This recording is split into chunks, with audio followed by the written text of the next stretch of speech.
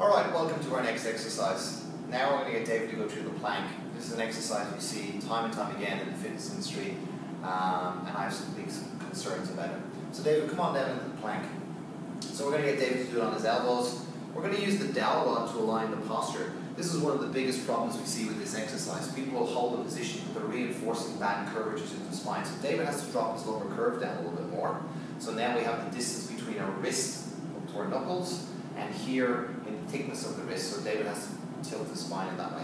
He also has to keep his core turned on. In this position, legs should be turned on, squeeze through the glutes and quads. So this turns on an outer unit dominance. So he's holding that position. You can see it's an isometric contraction. He's already starting to work.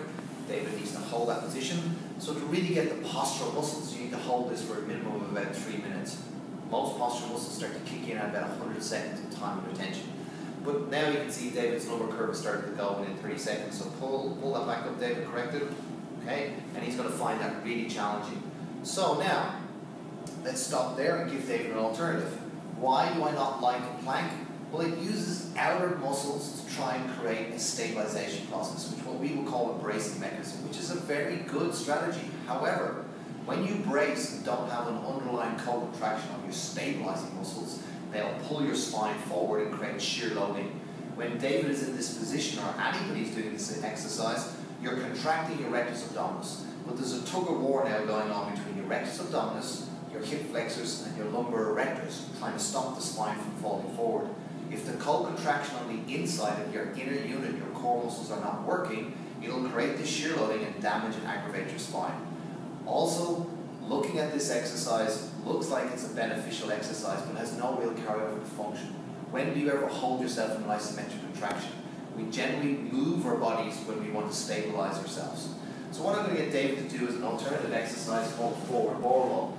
We're going to use a Swiss ball with his hands on top. And this is very similar to a plank, but now it teaches David how to integrate shoulder, spine, and hip complex as he stabilizes and turns on the outer unit bracing as well.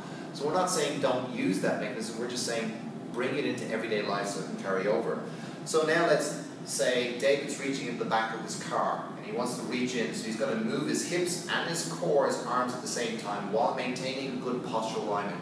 We go to a position where he's working, he's got his core turned on, and then he drops back in again. So now it's not an isometric contraction, it's an integrated movement pattern where he's teaching his shoulders, his spine, and his hip, his inner and outer unit to work as a team. No muscle works in isolation. All muscles and movements work together. So again, our recommendation is to take out your plank and bring in some forward ball rolls.